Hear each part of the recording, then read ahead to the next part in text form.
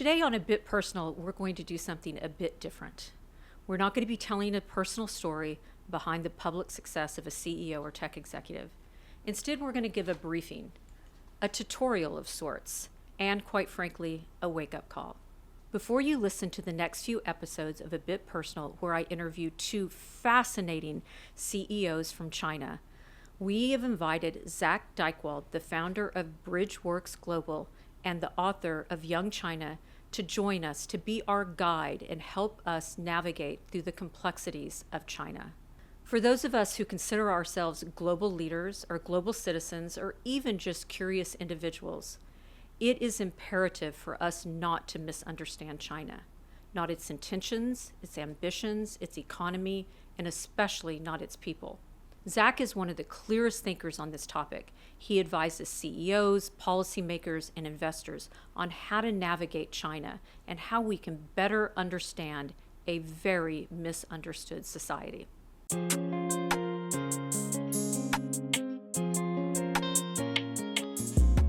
Zak, thanks for being here with me. Thanks for having me. Yeah, especially since you just got back to Shanghai. So you came from Arkansas to Shanghai, and I'm leaving Shanghai tomorrow to go to Arkansas. I bet we're the first people that can ever say that. It's a major thoroughfare, the Arkansas-Shanghai connection. Is it? Okay, wow. It's not. I'm joking. We probably are the only ones. Okay. But yeah, great to be here. Yeah. Thanks for having me. Yeah. So what I'm trying to do with this interview is that I interviewed two completely fascinating CEOs of China-based companies. Mm-hmm. So Wayne Dai and Leo Li. Mm-hmm. And so before we show those episodes, I just wanted you to sort of give our audience, a tutorial on China and help us kind of navigate the complexities and try to put those two interviews in context. You haven't heard them yet, but okay. We've talked about them a little bit, and they range from discussions about both Wayne and Leo were both on farms during the Cultural Revolution. Wow. Both of them taught themselves, and both of them went to university in the U.S. Wow. on their own accord. Mm-hmm. So it's both fascinating. So mm-hmm. they're going to be really fun to listen to. So before we get started, maybe just tell the audience, how is Zak an expert on China? I mean, you don't look like a guy that one would say, oh yeah, let's go talk to Zak about China. So tell us how all of this happened. And by the way, just as a little preview, we've got a signed copy of your book.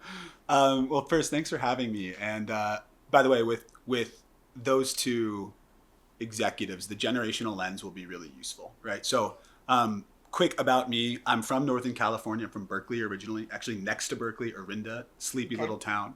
Went to school in New York, studied abroad in Hong Kong, and would go on the weekends to Shenzhen with the robotics team that I was a part of. Okay. And it was from there that I got pretty obsessed with China. I graduated, came back to China, thought I'd be here for a year. 1 year turned into 4. I became obsessed with the language. There's a saying in Chinese, 无巧不成书, without accidents, there are no books, or without accidents or incidents, there are no stories. I had enough accidents, and Young China was born. This was back in 2017. Okay. And at the time, I thought I was going to be a journalist or an academic. And then I spoke with journalists and academics and was dissuaded from either profession. I started Young China Group, which was my sort of first company, basically aimed at bringing a people-first perspective from China to the world. Okay. That was the goal of the book. That was the goal of the company. I basically wanted to keep doing what I was doing, writing, but at a larger scale. And now I run something called Bridgeworks. Bridgeworks is powered by YCG. It's sort of an extension of the work, okay, which is a cross-geo collaboration lab. We study how great teams across the world work in the best companies. So if you have a team in US, you have a team in China, you might have great strategy. How do you actually execute across the world? And then from China, we also focus on how do these companies who for the last 10, 15, 20 years have been really focused on the domestic economy, how do they go global? Right. How do they manage global teams? What does Chinese leadership look like? What does innovation look like from China? So that's what I've been focused on for the last 15 years. It started when I was 20 years old. It's taken a lot of twisting turns over the last little bit, but it's been really focused on a people-first perspective on China different than a government first perspective and Okay. different from a macroeconomic first perspective. So when was it that you sort of discovered kind of the aha moment of Western culture and Chinese culture are just so different? What were some of the observations when you first were here versus Yeah. maybe now that maybe it's changed a little bit? So it actually, what got me interested in coming here was the recognition that they were so different. And I've actually never told this particular story. I was in a Chinese modern literature class back at Columbia. Okay. It's super random, honestly. Like This was before you even came this to was Hong before Kong. I even came, and this was part of a requirement. And one of the things when you read books or you look at the stories that sort of define a nation's psyche, you learn a lot about all of the stories that happened before it. And so most of Western literature is sort of based around the hero's journey idea, right? A lot of it can be sourced back to either Greek or Roman stories.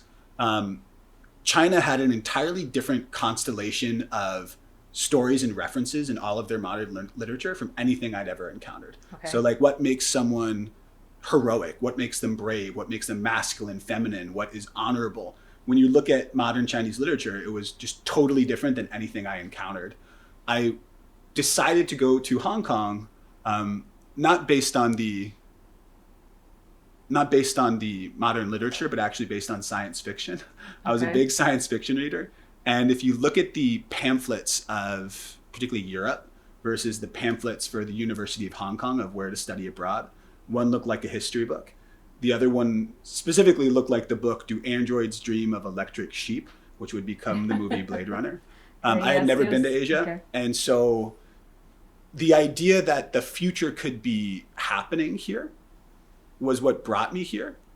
And then when I started to go from Hong Kong to Shenzhen on the weekends, the recognition that the China that was being described to me back home, what I was hearing from my professors, even what I was hearing from my parents, the people around me, that it was so different than what I was seeing and experiencing So on the what are ground. a few of those examples?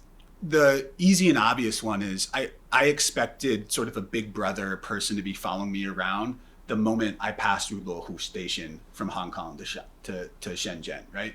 So I think when people back home think of China, it was even more so back in 2010, but it's certainly the case now. The first thing they think of is government, right? If you look at the books we read growing Right. up, Fahrenheit 451, certainly Animal Farm, 1984. There's a lot of these books that are organized around sort of what I think of it as a Cold War hangover, right? A lot of lessons learned from that era. And so in my head, I had expected China to be sort of the bad guys in a Marvel Comics view of the world. And when I came here, I was really surprised that the people I were meeting first were just people. They were interested in improving their own lives. They were interested in learning. They were really interested in us. And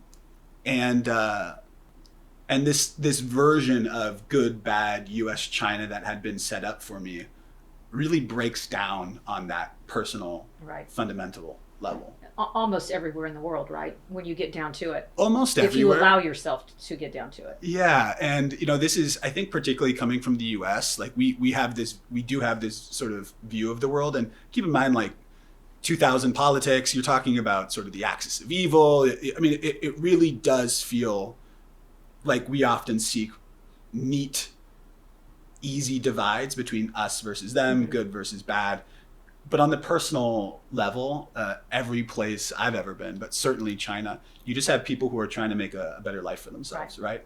And in China, I was stunned by the intensity with which people were seeking to create a better life for themselves, right? So so that's sort of good versus bad, capitalist versus communism. The other big aha moment was, okay, when people are looking at China, they're typically describing China from the 80s or 90s. The pace of change in China is such that what would typically take 10 years in the US might only take 6 months in China. And so I found that what people were describing about China was already deeply outdated and particularly focused on the older generation. So it might be the older generation who's running businesses, certainly the older generation who's running government. But when I was 20 backpacking around the country, and I lived in the outskirts of Chengdu for 6 months in a balsa wood bunk bed with 20 other 23-year-old Chinese kids, they were missing that young China version. So we have good versus bad, and then we also have old China versus young China. Right. One is fiercely forward-looking, one is disruptive, one is incredibly hardworking, and then one is that sort of backwards-looking version, 5,000 years of history, which everyone in China always really likes to talk about. Right. But it's not what's interesting about where China's going.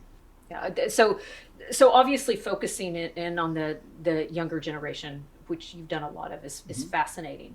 So what is, recently in a report, a survey that came actually, I think out of Columbia, that looked at the youngest generation going into the job market in the US. Yeah. And it's like 2% of them had the values that hiring managers were looking for. Not like 50, but 2. Yeah. And so I've been asking people in China since I've been here, do you find that same divide? And maybe it's because many of the companies that I'm talking to really can pick and choose the best and the brightest.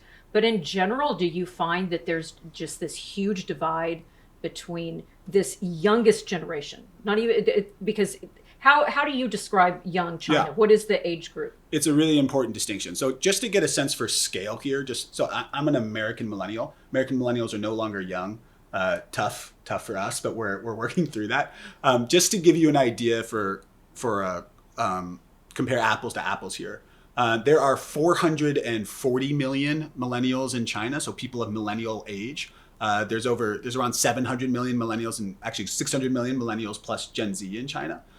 So really large population. There are more millennials in China than there are people in the US and Canada combined. There's more young people in China than there are young people in North America, the Middle East, and the European Union combined. So just from a size point of view, aside from India, it's the largest youth population in the world, right? You're talking about a demographic giant. Different than India, the young people here have significant spending power, certainly when compared to India, much less so when compared to their peer cohort in the US.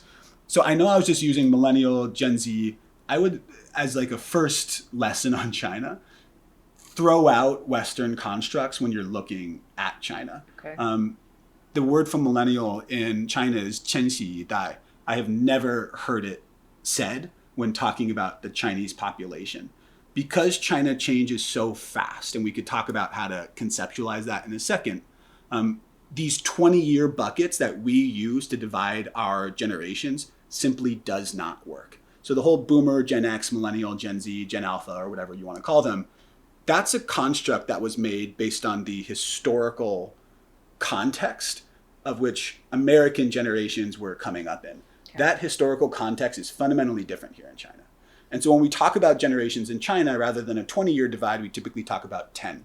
You have the post-50s, post-60s, post-70s, post-80s. The post-80s was right at the beginning of reform and opening. We call that the guinea pig generation every now and then. The post-90s generation is known as the me generation. I call them the restless generation in the book. That's really the pivot generation in China.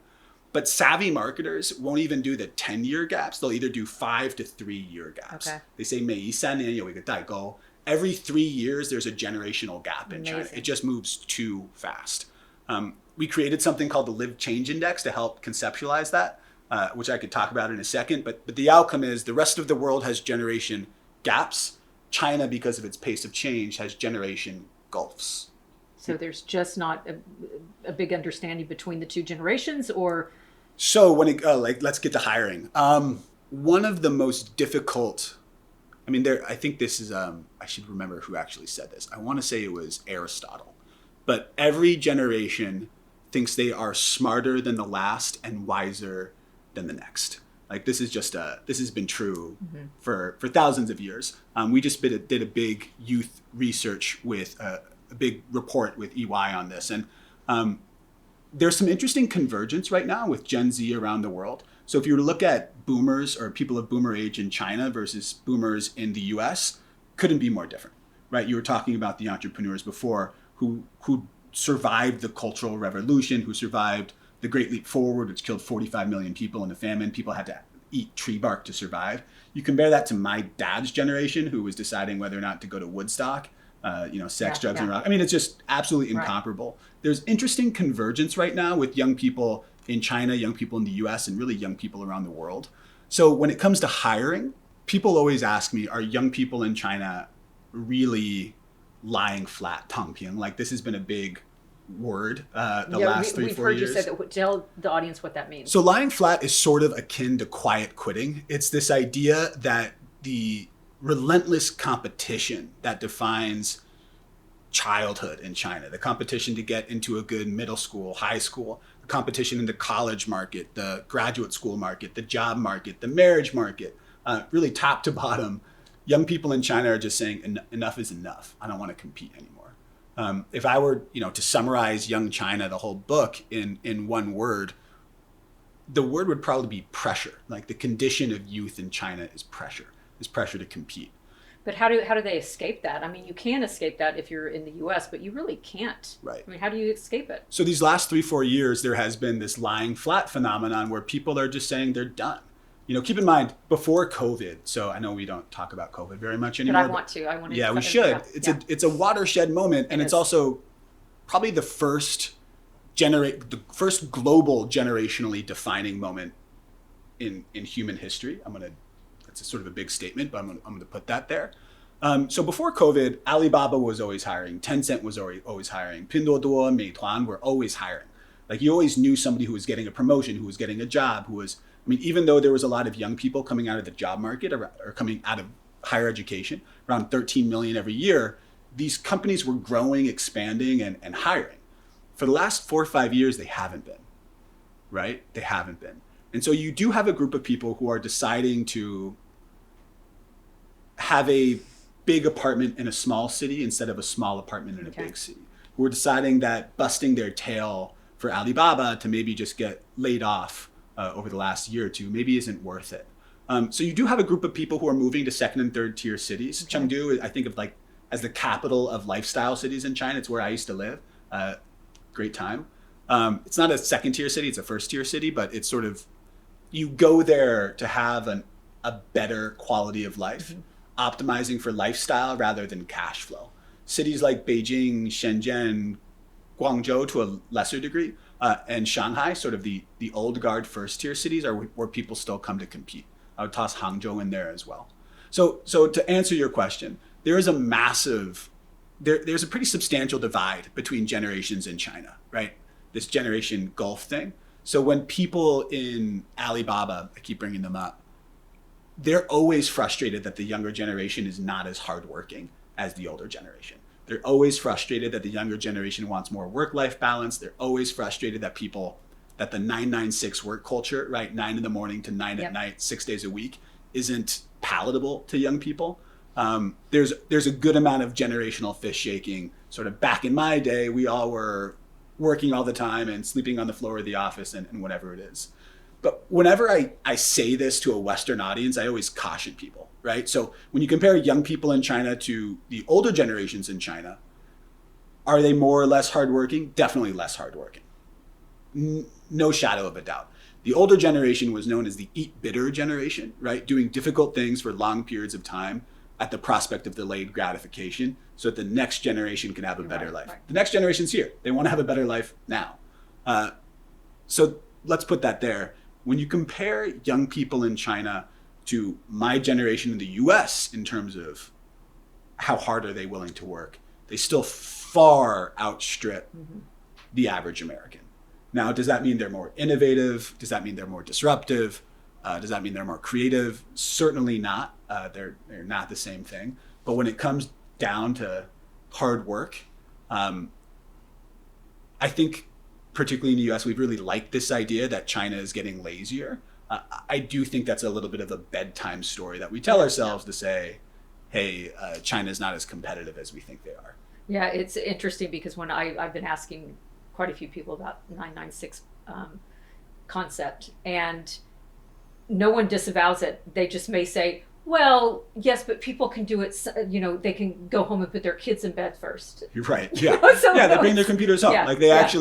Maybe they can have dinner in 5 minutes with their family. Right. So there's this really interesting phenomenon. So at Bridgeworks, we study how teams collaborate across the world, right? So we work with companies in the US, we work with companies in Europe, we work with companies in China. When American companies go global, they have a litany of issues. The power dynamic between headquarters and regional sites is usually stilted. That's not a surprise. Americans are not the most global, so we don't always know what's going on. Our market knowledge is typically lower. Global management is hard, language, time zone, et cetera. Right. So a lot of different problems. When Chinese companies go global, they have, let's call it 3 problems. One of them is government relations and market access. Most of that has nothing to do with individual companies, right? That's usually the great game government stuff. Mm-hmm. The second is branding, which they've gotten a lot better at the last 5 years. The third, and this is what we've been seeing in spades, is no one in the world will work as hard as their Chinese workforce. So we talk with Chinese companies who have teams in Malaysia, who have teams in Singapore, who have teams in Mexico, who have teams in Brazil, right? As they're going global. And when you interview their teams around the world, the one complaint time and time again is working at China speed just isn't sustainable for anyone else. And so is this young generation less hardworking than the eat bitter generation, right? Than the generation that came out of the Cultural Revolution, who during the 80s and 90s, it was the first time that more work meant more money, right? Which wasn't true during Mao's era. Absolutely, they're less hardworking. And, they are benefiting from all the hard work from their parents and grandparents. But when we compare the talent base here with their peer generations around the world, hard work isn't the issue. It's never the issue. Right. Yeah, I see the same thing. I think that in comparison to maybe Leo Lee and I were talking, and it's like, you actually don't want your daughters to have to work as hard as you, because that's why you worked so hard. Yeah. Right. And so it's like this conundrum that, Totally. Well, they'll just never understand. I mean, you don't want them to understand. That's Totally. the point. If you were to ask anyone why they work so hard, it would be to give my family a better life. Right. And then when their family enjoys their better life, they're like, hey, what are you doing? Why, hard work is the answer to everything. It is, it's pretty universal. It feels particularly exaggerated here in China. Mm-hmm. I would say that the last 5 to 10 years, I've watched folks in China become more involved in the global conversation around what is a life for. So I can give you a really concrete example. In 2014, I went down to Guangzhou to interview this founder of a company called Chaoji Kechengbiao. I think the Chinese, or the translation is super scheduler. It was this kid who was, I think, like 22 at the time, and had made an app for college students to be able to see who else was in their class. The college markets in China are so large, it's the land of big numbers, right? That it actually became a really popular app. But not for the reasons that he expected. It actually became sort of a dating app, because you could see who else was in your class and then you could shoot him a message. China is not the most extroverted of cultures. And so being able to do that was really appealing to people. It became wildly popular. I went down and interviewed him, and I asked him what was the biggest shock of starting to talk with foreign investors, right? He started to get global interest back in 2014.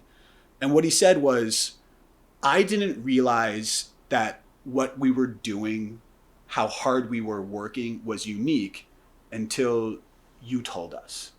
So I didn't realize that these 80, 90-hour weeks were weird. I didn't realize that 4 or 5 of the co-founders sleeping on the floor of the office to save on rent for the first few months was strange. I mean, this is all we've known. And then once we were told how unique this is, we started to sort of grok or understand that, hey, this isn't how everyone in the world does it. Right. There's a saying in China that came out of, I think it was 93. Deng Xiaoping gets credited with it. It's actually, he didn't say it, but when you're a leader, you get credit for other people's work sometimes. It's 摸着石头过河. It means crossing the river by feeling the stones, which in the 90s, it was a beautiful way of saying, we don't really know what we're doing as a country. We're on one side of this bank of history, looking out on the other side, which is development. And then there's this rushing river of time that we have to traverse in order to get to the other side. But we don't really have a plan. We're going to put our foot into the river. We're going to try to find steady purchase. We're going to shift our weight. We know that we're going to slip. We know that we're going to fall. We know that we're going to have to adapt as we go. That rushing river, right? That need to adapt has turned into a superpower for a lot of Chinese companies, for a lot of Chinese innovators, for a lot of Chinese people, right? The adaptiveness and adoptiveness of the country is a real asset to any company building for China, right? I think China is the product gauntlet for the rest of the world. What people are building China, the rest of the world will use over the next 3 to 5 years. But the flip side of that, the pace of change is so demanding. We focus on the people who have adapted around that and have won and succeeded. But there's huge swaths of the population who get beat up in that rushing current, who won't make the news. They're not the folks who are featured on any Forbes list.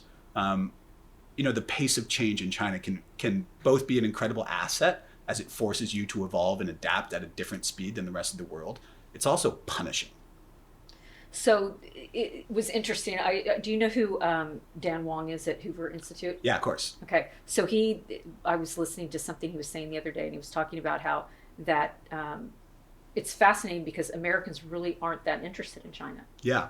And then you said, like right after I listened to that, you made the statement that for young Chinese, modernization does not mean westernization. And I think that for sure America thinks that those are the same thing, and they're not. So if that's the case, then it seems like sort of maybe going in opposite directions.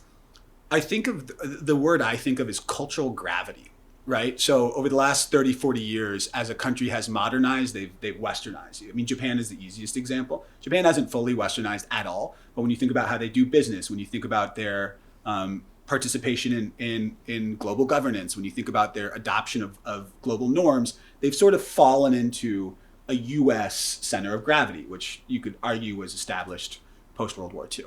What's so interesting about China, because of its economic, demographic, and on the back end of those two, increasing political clout, it's the first Asian nation to have enough cultural gravity to start to really change the way that our world spins.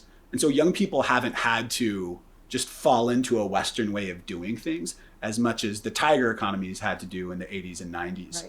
Right. One of the big mistakes that we've seen over the last 20 years when Western companies come to China is just assuming that young people here wanted to be treated like young people there, just with different haircuts. Shanghai, by the way, I think is to blame for that. There's something I call the Shanghai fallacy. I think I might have talked about this with you. Yes. So it's you come to Shanghai. Shanghai is far and away the most westernized city in mainland China. You speak with somebody who is your guide throughout the city. They've spent their entire life changing their mental diet just so they could have that conversation with you. You look out at the bund, you focus on the brands that you recognize, you kind of ignore the ones you don't. You have a great steak, a beautiful glass of wine, and you think, wow, for China, modernization means westernization. Right. The problem is Shanghai is the least representative city in the country by most standards, right? And you have a group of young people who grew up no longer equating Western with better. So for the older generations, Western almost always meant better. Better brands, better quality. It won't, a toy won't break in your kid's mouth. Right. They wanted to go to the U.S. to be educated. They wanted to go to the U.S. to be educated, which, by the way, that dream isn't dead. We're just sort of. Do you think some of this had to do with COVID and the fact that for so long Chinese didn't see Western people in China for what seemed like a long period of time, and even we said that we were going to talk about COVID, and what I have found is that every conversation that I've had about COVID since I've been here, it's like they still have PTSD. Totally. So we are still living in the shadow of COVID here in China. Full stop. The COVID economy hasn't fully ended. I'll give you just on the foreigner stat, a fun stat. In 2023, when I've only been in Shanghai for 2.5 years, so we moved here recently. I know I I love to talk a lot of junk about Shanghai, but it makes a lot of sense when you do global work. And there was fewer foreigners in Shanghai in 2023 than there were in 1923. Amazing. Just like that was my observation, because Yeah. I came in 2023 and walking around the Bund, I saw no one. And now, so there's a lot of foreigners who have come back, but they're different foreigners, right? So there's far fewer Americans. A lot of Saudis. A lot of Saudis. Lot of Saudis. You know, the planes are full between Shanghai and Riyadh. By the way, a lot of that is just Chinese companies have a huge amount of trouble raising capital from the U.S. over these last 4 or 5 years. And so Saudi it's not the only game in town, but it's an increasingly popular game in town. And a lot of Europeans, right? So just far fewer Americans. It's a real shame. So I definitely think look, if the U.S. were to open its doors, if the U.S. were to make it easier to get visas, do I think that more young people would go and study there? Absolutely. It used to be that 31% of folks studying in the United States at any given time came from China. Okay. 31%. Amazing. A massive number. Lee Bollinger, the former dean of Columbia, when the visas were shut down in 2020, if you remember, he was the very first person to stand up and defend the right of foreign exchange students, and particularly Chinese people, to come and study abroad. He did not do this because he's a good guy. He did it because Chinese students were his best client, right? Just full stop. Mm-hmm. That number's gone down considerably just because it's so hard, and the US is giving people the message, either hard or soft. So hard in terms of actual legislation, soft in terms of vibes. Vibes, yes. You're not welcome here. Mm-hmm. The job market is harder. It's harder for people to get long-term visas there. And the opportunities in China, even though it's a really tough job market here, are perceived to increasingly be at parity with what's on offer in the US. And then you get the upside of getting to be close to home, be close to your family in a culture that's familiar. You're not limited by what they call the bamboo ceiling, which is the belief that Chinese nationals or people of East Asian descent are great analysts, not necessarily good managers. And that sounds like it shouldn't be an issue in 2025, but you'd be surprised.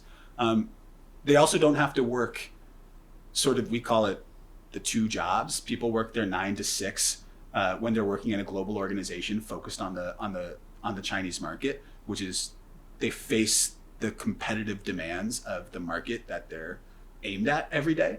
And then they work their 6 to 12, where they have to explain to some guy named Ted how the market in China works, how it operates. Okay. It's just a huge amount of labor that goes into some of this global work, and particularly Chinese nationals who are hired to sort of explain the Chinese market to a Western audience. It's just tiring. Right. It wears people out. The analogy we use most often, it's like running a marathon with a rock in your shoe. Like, you could do it for a little bit, but by mile 3, you're sort of limping. By mile 5, you're walking. By mile 10, you're thinking, what am I doing? What is this all for? Right. You're actually starting to see this from India too. So Indians are no longer going to the US to study and trying to stay in the numbers and in the proportions that they were 5-10 years ago. Right. This is also a sign of the strength of the local markets, right? So it's not really a US-China thing. That's part of it. Right. But there's also, when you look at what's happening here, even with difficult job markets, there are, if you're top talent, particularly with some global experience, then you're going to be in demand here in China right now. So there's not a problem with graduating with an engineering degree and not getting a job in China right now? Oh, there is. There is. Yeah. If you're great at engineering and you graduate and you could prove your excellence, then there's a lot of opportunity. Okay. We talk about talent markets a lot. I think it's one of the things that we most underappreciate about China is the quality of talent. There was this moment, we call it the Grok 4 movement. So there was a lot of big moments in AI this year. Obviously, DeepSeek coming out sort of reminded the world that China is competitive after 4 years of kind of only focusing on government when they looked at China. But then the Grok 4 moment, someone took a selfie of the team that helped to launch Grok 4, and 80% were either Chinese or Chinese American. A number of them were Chinese nationals, researchers in Chinese organizations. And it was this sort of head scratching moment on the internet of damn, where is where's the AI talent coming from? So there's 40 LLMs in the US. There's, I think, 13 in China that are pretty good. But 70% of AI patents come from China right now. Like just the... Wow, 70%. 70%. And I mean, we increasingly live in an economy of two, which isn't popular to say. But when you look at talent, when you look at Fortune 500s, I think there's 136 in the US, there's 135 in China. Even when you look at GDP, right, the US still outshines China considerably. And it doesn't look like China will surpass the US anytime soon, which is sort of the only metric we were measuring China against back in 2020. But China is still larger than the third, fourth, fifth, and sixth economies combined. When the USSR was at its peak during the Cold War, it represented about 10% of the global economy. China represents about 18 today. Like, I don't care how you look at it, from talent, from economic output, from size of companies, from impact on the rest of the world. Even though we live in a multipolar world, which is absolutely true, you're really only talking about two major powers. If I were to ask you, where's the next major disruption in medical technology? Where is the next new innovation coming in consumer technology? Where is the next EV innovation coming from? Where is the next mobile tech innovation coming from? Where's the next innovation in cancer drugs? There's only two places that are really going to come to mind. We often overlook China just because it's so far away and we really only think about government, but there's so much happening here. Mm-hmm. For global executives to not have it on their radar, it's a huge mistake. And it used to be that you'd pay attention to China to compete in China, but now people need to have a China strategy because Chinese companies and Chinese ideas will increasingly be coming to compete with them, right, wherever they are. So before we move to talking like advice to CEOs, I wanted to say one other thing on the choice of young Chinese to Westernize. Yeah. One of the things that I've been hearing is that the young Chinese people look around and say, I mean, like, look at our subway, look at our infrastructure. Yeah. And then if either they visit the U.S. or they have friends that visit, obviously it's not the same thing at all. And so I think that it's a pride issue too, that, hey, we're doing pretty well over here. Like, life is pretty good. So it's a loaded question, okay. Right? When I talk about young China, my last point is always pride. And one of the most frustrating things when I speak with Americans is how quickly we discount the pride that young people feel. If they do feel pride, they're seen as brainwashed by the government, right? That's something that I just see time and time again. And the reason it's so frustrating is it discounts the lived experience of every young person here. So I'm gonna back into this a little bit. We created something called the Lived Change Index. I created this a few years ago. We published it in HBR, Harvard Business Review. And maybe we could post it in the show notes just if people want to check it out. Okay. So I said 1990 was the pivot generation before. I was born in 1990, convenient. From 1990 to today, as an American, I've watched our per capita GDP increase around 3x in my lifetime. So 3x better education, 3x longer vacations, however you want to imagine it, like imagine it in real terms. It's not a perfect measure of quality of life, but it's pretty good when you're comparing across the world. It doesn't take into account the Gini coefficient and wealth disparities, but pretty good when you're comparing across the world. Someone born in 1990 in China, in the last 35 years, have watched their per capita GDP increase 33x in their lifetime. 3x in the US, 33 in China. Maybe it's just a developing country thing, right? What about India? India, 1990 to today, is about 5x. Brazil, 2.3. Germany, 1.9. If you look at the top 40 economies today, pretty well everyone else around the world is less than 10x. The cascading implications from this Lived Change Index disparity are pretty far reaching, from tech adoption to the speed at which people's perceptions or stereotypes around China get outdated, typically being 10x faster than anywhere else in the world.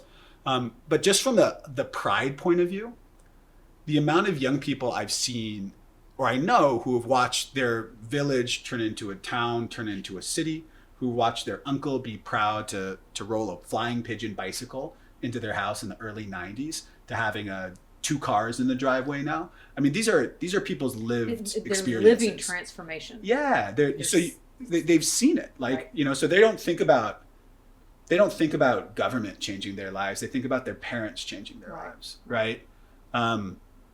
So when people compare China today to the US today, there's a lot that the US there's a lot of appeal there. But again, there's this sense that the US doesn't want them. And then the areas where China really feels like it's outstripping a lot of the world is, the one that comes up the most is actually safety. Okay. So like if you're in San Francisco and New York, which San Francisco, New York, and LA is where a lot of Chinese young people will go, either for study or for school. And if you look at rates of crime, if you look at, if you just look at crime on the street, people much prefer to be in China. And then you start to get into conversations about China and surveillance state. And like, absolutely, those are valid conversations. And the result is, for the average person, that crime is considerably lower. Right. So it's just, the quality of life from that perspective. Yeah. The level of convenience, the way that technology is integrated into daily life here. Last time I flew to India, I forgot my wallet, just because I do not carry a wallet in China. I haven't used cash in 3 years here. The ability to get anything you want delivered at, basic things like your lunch at work. So I was in Minnesota not so long ago, and I ordered a Chipotle burrito to my overpriced Marriott, and it cost $34. Like, the burrito somehow cost $19 for a burrito. And then the DoorDash fee plus the tax this and I have to tip everyone. Like, it just, there's a certain amount of safety and convenience that people really appreciate here. And then I think what people often also discount is the sense of home team pride, right? So it's not just all the progress that China has made, it's that people feel comfortable in China. If you're from here, just like people in the US, being from the US, there's a lot of pride in that. Like, people will go around wearing American swim trunks when they're swimming in Europe. Like, this is actually a place where the US and China have a lot in common. There's just a lot of home team pride in who they are, what they stand for, and what they've accomplished. Americans and Chinese have much more in common than we'd like to admit to ourselves. Right. We're both very proud. We both think we're the center of the world. We both sort of expect folks to fit into our ecosystem rather than the other way around. We have a very strong sense of self. You were talking earlier off camera about kind of the sense of pride that people have in Jensen as a Chinese face. Totally. So this has actually been a major, so again, we do this workforce research, and one of the challenges for folks in China is the sense that they've actually been far less successful on the world stage. So particularly if you look at the US and you look at the tech ecosystem, there's a huge conversation in China about how many Indian faces you see, how successful India and Indians have been in the US. And you look at, from Google to Microsoft to, there's just like, there's so many really successful people of Indian descent. And there's been this sort of void from China and, the Chinese diaspora. And so Jensen, as a symbol, as much as a business leader, has sort of revivified this sense that, hey, not only can we do stuff in China, which let's call Jack Ma was the symbol of that. Like, when I first came to China in 2012, if you go to if you look at like the backpacks and the notebooks, Steve Jobs was on the cover of them. And this idea was that, okay, we need more of that Steve Jobs energy in China. This is 2012, right? So more of that innovation, more disruption. By 2013, he'd been completely replaced by Jack Ma. Jack Ma was this symbol of domestic success, innovation, disruption, outside the box thinking. But he was really domestic. Alibaba, in many ways, aside from as a method to source product around the world, has really failed in going global. Now, they might still succeed, but they sort of let the world down, or they let a lot of people down who expected them to have a lot of success. You could argue the same thing about Jingdong and some of the early Chinese internet companies. So if Jack Ma was the first symbol of domestic disruption and innovation, Jensen is sort of a sign that, hey, Chinese people can be, or people of Chinese descent can be successful anywhere. The leather jacket helps, right? You're not just successful, you're cool.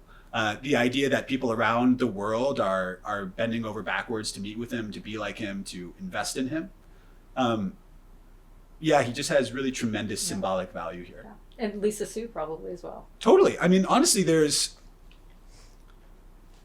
the semiconductor industry punches above its weight in terms of East Asian representation. Right. Much more, honestly, than internet companies. Semis really seems to stand apart in that respect. Yeah, I agree. Okay, so what advice then? I mean, you give advice a lot to brands, which makes a lot of sense. I mean, brands that need to come in and figure out how to penetrate the youth market. But what about semiconductor CEOs? Yeah. What would be your advice to them on building teams here, doing local for local, whatever the themes are? Yeah. Advice. So from the numbers I've seen, about 30 to 40% of end products that semis go into are consumed here in China. 30 to 40%. China is the largest consumer of NEVs, new energy vehicles. They're the largest consumer of mobile phones, largest consumer of laptops. Like kind of top to bottom, everything that seemed to have a semiconductor in it is sold most here. And generationally, it's not created equal. Young people in China have significantly more consumer clout than even young people in the US. Mm-hmm. So when you're talking about consumers who are redefining the industry, I mean, all of the industries towards which semiconductors feed, there's really one generation who you're talking about, and that's young people here. And so if for nothing else, to understand how young people want to use the technology that you're supplying, I mean, you just have to be here. There's a word that I was thinking about in preparation for this, Jodi, which we don't hear that much anymore, which is the next billion users. I worked with Google's NBU team back in 2019. There was this idea that the next billion people to get online, the next billion people to be using a mobile phone, the next billion people to be connected would be using technology in a significantly different way than the first billion. China has always been the capital of the next billion users. Right. Most companies couldn't access it, especially like the Googles of the world. So we kind of all right, we just skip to India. But when you look at how people will be using technology, I believe firmly that China really is the product gauntlet for the rest of the world. And so you absolutely need to have a China for China strategy. I think that China for China strategy, by the way, will evolve to be a China for Asia strategy, and then maybe a China for the next billion user country strategies, wherever those are around the world. But you also need to recognize that what's being invented in China will be coming to your market, whether or not those products can access them themselves, or it's other companies seeing what's working in China, copying the world's former copycat, that's what China was, and then bringing them to places like the US. It used to be that you needed to have a strategy for China. Right. Now you need to expect to be disrupted by China, by the ideas that are being incubated here and brought to the rest of the world. Mercado Libre, when they're looking around the world, are not thinking, hey, how can I be more like Amazon? They're thinking, hey, how can I be more like Alibaba? Mm-hmm. Flipkart, the same. I mean, when people are looking for ideas in technology these days, they're no longer looking towards the US to the degree that they were 5-10 years ago. Okay. The next piece I would say on the you need a China strategy, this is the worst that Chinese companies will likely ever be at global competition.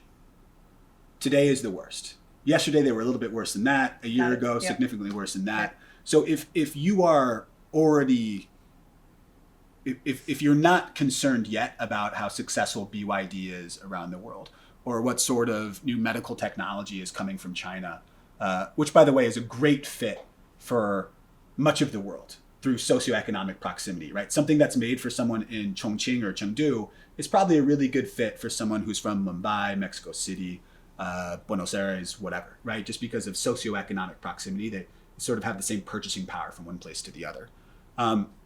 These companies right now will look back on this 10 years from now and say, wow, China was so immature in its global sophistication. These companies were so early in their access and penetration of global markets. They were so unsophisticated in their ability to manage global teams. 10 years from now, that's going to be totally different.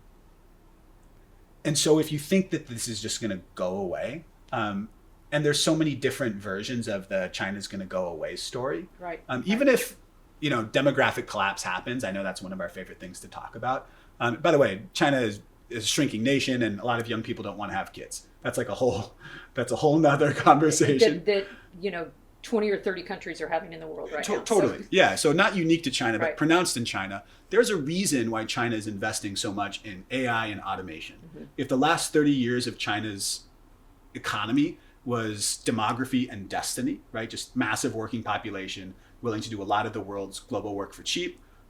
That's really the economic miracle in China. This next 30 years is about China detaching its demography from its destiny, right? So there's that's a whole nother conversation. So just to get back to this point, however good or bad China is at global competition today, remember that this is the worst they'll be. They're just going to get better. Which I think we sort of forget. The third piece is talent. Actually, Jensen talked about this at GSA, where I got to speak 4 hours after him, but in my head, just right next to him, right, pretty much on the same stage.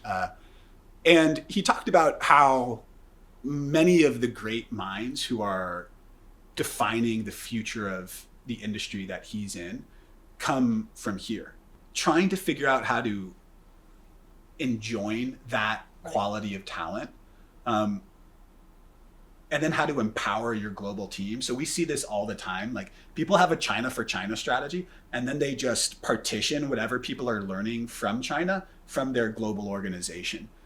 Your best resource to understand what's happening in China, to learn from some of the disruption here and bring it globally, is your China-based team. Yeah.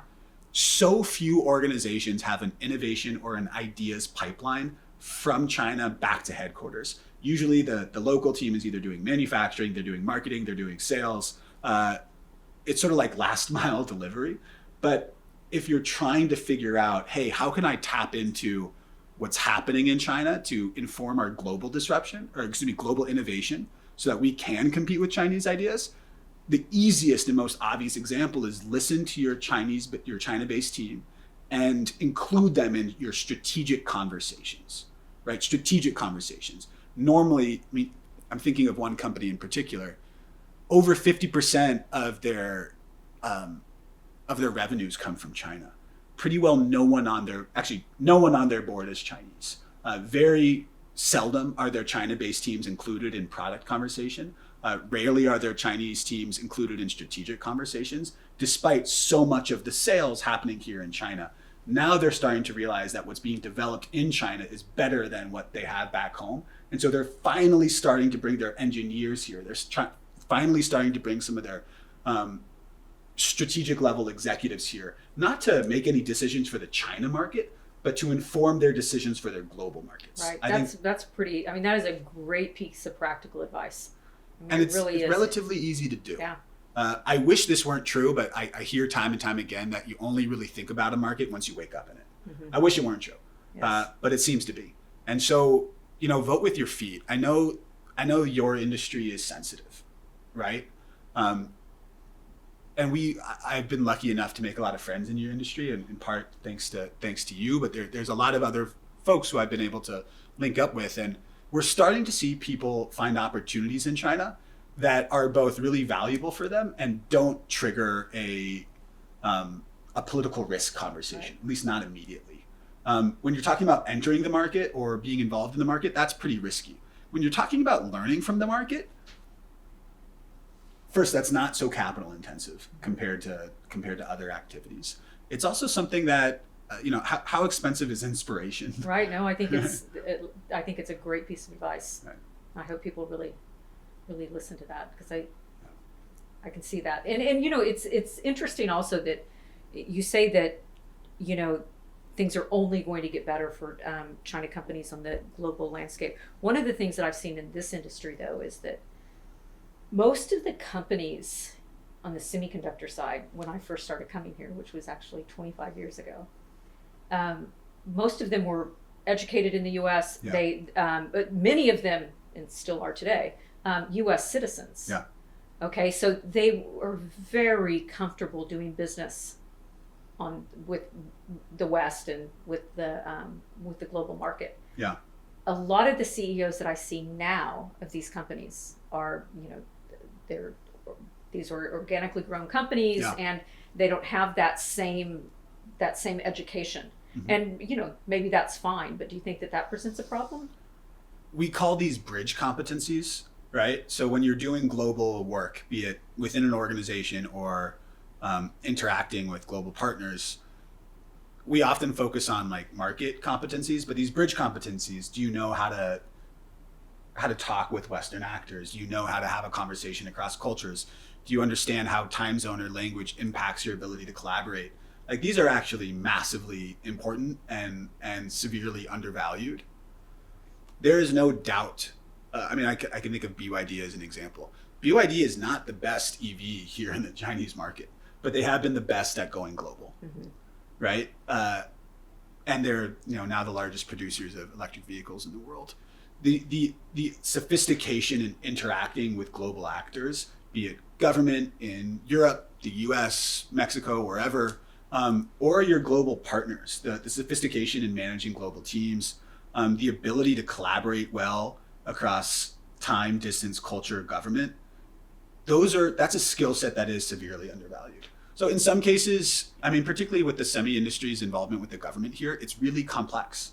And I do believe that China-based firms who do not have those global competencies will be in trouble.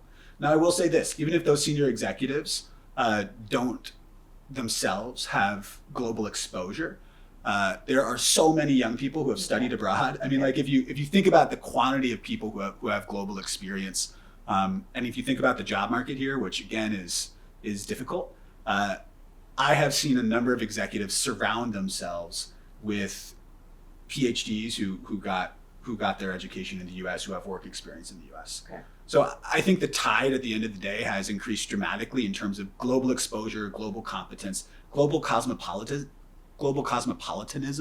It's a tough one. Here in China, if you compare it to 10 or 20 years ago. And so BYD had that. BYD just showed a sophistication, a sort of doggedness in competing around the world. So even though, again, they're doing well in China, but if you look on the road, they're certainly not the only game in town. Right. In fact, we talked with someone from BYD recently who said their most competitive market is China. Okay. Like there's increasingly the sense here with a lot of the folks who I speak with that if you could survive in China, you could thrive globally. China is so dogged, so competitive. Mm-hmm. Consumers are so spoiled here, spoiled for choice, and they have such high expectations for pace of iteration. If you could just survive here, you could do really well globally. BYD, I think, is a great example of that. Okay. Yeah. Makes sense. Okay, so I'm gonna list off some, I think, the biggest myths. All right. And by the way, I'm saying they're myths, maybe they're not. Okay. So you either dispel them or say, no, that has a bit of truth to it. Fun, let's do it. Okay, so the first one is that China is monolithic. Okay, there's a centralized government, and that dictates all the rules and the mission and the vision and all of that. So is that true or not true? Total myth, and in many ways, actually, the semiconductor industry is a great example of this. You might feel push-pull from city governments or provincial governments versus the central government. Okay. So there's something called the mayoral system, which I don't want to get too in the weeds here, but a lot of these cities have their own KPIs around production, around Fortune 500s coming and establishing themselves in their cities. And sometimes those are directly at odds with what the central government is saying. So sometimes there's been a sense that like city governments have their foot on the gas and the central government has their foot on the brakes. If it looks a little bit more chaotic on the outside, it actually is. So at the end of the day, people are listening to the central government, but there is a major difference city to city, province to province in how what the central government is saying. And there's a new 5-year plan right now, by the way, that how they're interpreting, digesting, and then executing on that on a city level. Okay. Yeah. Okay. Hefei is a great example of that. So like where the EV capital of China and the new energy capital of China is in a city called Hefei, which most people have never heard of. And they have just taken the initiative to be EV friendly, to be new energy friendly. and have drawn a lot of great companies to them, and created an entire ecosystem there, sort of like what Hangzhou and Alibaba have been able to do. Okay. But in Anhui province, which 10 years ago, nobody was flying to Hefei for global work reasons. Now those flights are packed. Okay, second one you've kind of answered to some extent, but it's that young people feel oppressed here and that maybe there is a dissatisfaction among young people that could maybe change the system someday. I'd say myth for 90% of people, and this is the question that I get asked the most. So the question I get asked the most is, when is the revolution coming? People don't ask it in that way. The way they typically ask it is, if there is a bargain between government and people, that government provides growth and people provide obedience, then as growth deteriorates or slows, how much will that obedience be withdrawn? I think people severely underestimate, first, quality of pride, as well as the importance of alternatives. And I've had the opportunity to say this to US senators. The biggest threat to, and this by the way, we're going to have to talk about whether or not this can stay on the podcast. But seriously, the biggest threat to young people's perception of their own government here is a high-functioning, enviable alternative. Right. High-functioning and enviable. There's really good data on the perception of democracy. It comes from Freedom House, based in DC. They're a democracy watchdog, and the perception of democracy around the world has been in decline for the last, I think, 15 years now. And so I think people severely underestimate, it's like switching costs in tech, right? It's not enough not to like what you have. The alternative has to be significantly better in order to consider switching. I think 2022 with the white paper protest was the high watermark of discontent. And that was specifically discontent with bad policy, not necessarily bad government.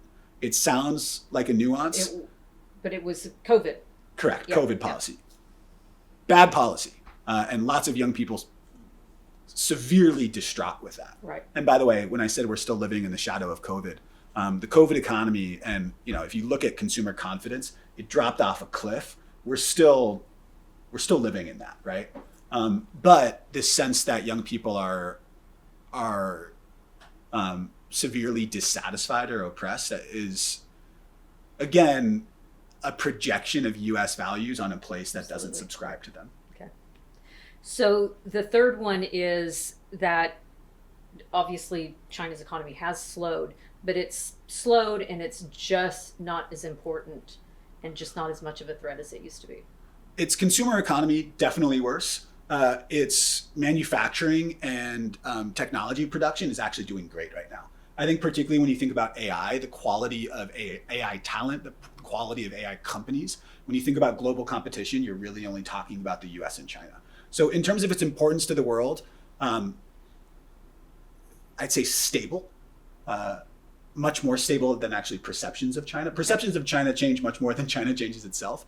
There's no doubt that consumers have taken a major hit these last 3-4 years. I would specifically be watching the real estate market. The worse the real estate market is here, and there's a major correction happening, the poorer the country feels, particularly the consumer class. Okay. Yeah, makes sense. Yeah. So would it surprise you, kind of along the same line of misperception, would it surprise you to know that that semiconductors, at least this is the report that I got back from all of my visits to these companies, is that semiconductor progress accelerated by about 3x since export control began? Wouldn't surprise me. Necessity is the mother of all invention, right? Mm-hmm. The CHIPS Act, by the way, I think was, if the moment where I felt a major disconnect between what the public seemed to be talking about was the CHIPS Act. That was the closest to war I think we came. And it never really gets talked about that way, okay. But it was this pretty surgical moment. I knew people who were working in China in the industry, American citizens who had to leave that day or put themselves at major risk with their own government. It really hit China where it hurt. It was precise. in ways that the Trump administration, and I don't want to get into politics here, but the level of precision with that was really significant. But that was during Biden. Exactly. Yes. So this is what I'm saying. Okay. Like, Biden was never called a China hawk he was never as voluble as Trump was. Now he sort of goes back and forth, but I don't think Biden's team, and I don't think it had much to do with Biden, but he had some very intelligent people on his team. The CHIPS Act was incredibly precise and impactful in the pain it caused the government and the industries here. So I don't think you could overstate how effective that was. So China has made incredible strides over these last few years. There will be enormous investment from everything I know about your industry, which this is going to be ridiculous. So that my favorite saying in China is 班门弄斧. It means a amateur woodworker showing off in front of a master craftsperson.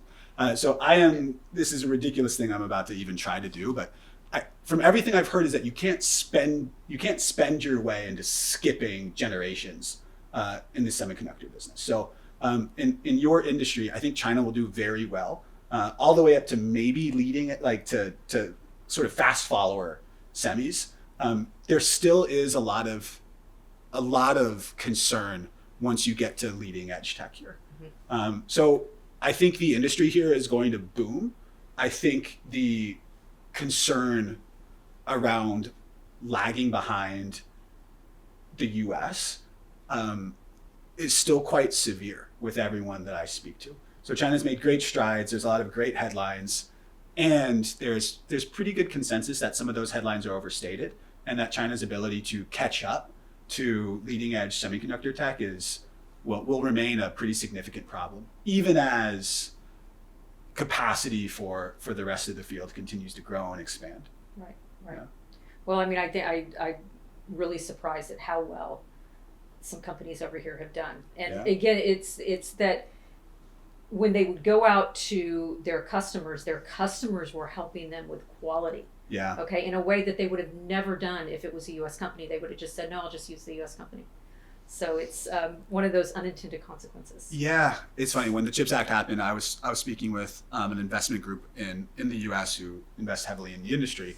They had a host of Chinese analysts, and pretty well everyone said that, it's forcing China's hand, and China does very, you could say a lot of bad things about the Chinese government if you wanted to, and we don't have to do that in detail here. One of the things it does really well is focus and invest in national priorities, be it solutions to the aging population, be it AI investment, and certainly infrastructure investment. Semis are essential infrastructure for future technologies. Mm-hmm. It was seen as a sort of life and death moment by the central government, and has been treated with that level of attention and care. Okay. When you add to that the quality of talent here, there was never any question about, at least from folks I spoke with, about whether or not China could build a really great organic domestic industry. The question was just about pace. And I do think the pace has surprised folks, right, myself included. Yes. Although, again, my opinion doesn't matter here. Jodi, has it surprised you, the amount of change? I think I thought it could happen, but to see the reality is pretty shocking. One of my favorite China watchers, this guy Bill Bishop, I interviewed him for my book in 2015. He writes a great Substack called Cynicism. He said to me then, no one's ever made a lot of money betting against the Chinese government. And by the way, he's really critical about the Chinese government. And again, whenever you speak to a Western audience about China, you always have to put the asterisk, like, yes, there's a lot of flaws. Yes, there's absolutely, and all of that's true. But when the country decides to pivot, it pivots hard, and different than other countries around the world. It can be targeted and focused in its deployment of capital. You couple that with the quality of talent. So we always focus on capital deployment. Like if it was just about having a strong central government, there'd be a lot of countries around the world and a lot of enthusiastic autocrats who would get behind it. It's not as simple as that. I think It's a combination. people constantly undervalue the quality of talent here in the innovation ecosystem. And they shouldn't. They shouldn't. On innovation, we obsess over invention in the U.S. Like, we think about people in turtlenecks sort of gazing off into the future and creating, and we focus on invention. And so we sort of discount China's style of innovation. Right? We love the 0 to 1 stuff. China's great at 1 to 10. So innovation, scaling, speed. So so that was actually going to be my next one, is that the myth China isn't innovative, but I have heard you talk before about what China is so amazing at is the commercialization and the adoption of technology, to the point that it's like, which is more important? I mean, the whole idea that the solar cell was invented at Bell Labs in the 1950s, who cares, right? Invention matters, so I don't want to discount invention. But we think of invention as the entirety of innovation, and it's not. It's just the first part. Okay. China is increasingly at invention parity, so lagging behind the US for sure. But when you think about their ability to scale, commercialize, and iterate at speed. So I talked before about the demanding customers here. People expect product innovation cycles here at a 10th of the time of what customers expect in the US. And we've heard this just across the board for people who are making global product. Like, once you enter China, you have to have a for China production capability, not because they can't build it in Mexico, but because consumers here just demand faster iteration and innovation. Which is what we saw, which is why BYD has been so successful, that they have new models in such short cycles. I mean, in these tiny little cycles, they'll just hear feedback and then they'll fix it. And then, like, the distance between the strategic office and the actual production line is 100 meters, right? We say this all the time in Shenzhen, that you could be designing the product and creating it in the same space, whereas in the US, it's like they'll take months for it to send plans back and forth, to agree on things, to send executives both ways to do QA. I think it really is one of China's strengths. BYD specifically, like 2014, Elon Musk famously laughed at BYD when he was asked about them in an interview. They've surpassed Tesla in their global production capabilities, right? And again, this is probably the worst they'll be at going global. Mm-hmm. Now, Tesla is going to get great at it too, but walk around. I know this is you come here often, but there's so many. The quality of the electric vehicle offering is so good here, and the value proposition is so tight. Again, highly demanding customers who are about a fifth as wealthy as Americans, right? So the actual value proposition has to be much tighter here. Right. That, I don't know, like Elon Musk, RJ Scaringe, like Rivians are great, but I think if you're putting them next to this sort of same quality offering here in China, it'd be about a third of the price. Where China really thrives is on user interface, particularly in anything with IoT integration, right? So like just how a product looks and feels, particularly mobile integration, and just the quality of product that you're getting here at the price point that you're getting it at is so much better. And again, it goes back to these customers. These customers just demand it. This is why, I mean, if you were to ask any Chinese innovator, if you were to ask any Chinese entrepreneur who you would most like to sell to, no one would say Chinese people. It's too hard. It's too hard. The competition is too much. They're too demanding. They have less disposable income. We always forget this, but China is significantly poorer than Japan, Korea, certainly the US. If you were to ask someone in China who they'd most like to sell to, it's us. It's Americans. We're the best customers. They can't sell to Americans for the most part. And so they have to create tighter value propositions in order to sell to who they're able to sell to. Right. And so what comes out of that is just a leaner, tighter product offering. And so I think US-China competition in some ways is a little bit boring. Like, Americans will win in America, Chinese will probably win in China. I think the much more interesting conversation is how US and Chinese competition will unfold everywhere else. Right. And so if you think that China's not coming to the US market, that's fine. The US market's the biggest in the world probably for whatever you do, fine. But if you care about global markets at all, you will be competing with Chinese companies. to a much greater degree than I think most global executives appreciate today. Yeah, I think that we don't think about it that much. So, which is a shame. Yeah.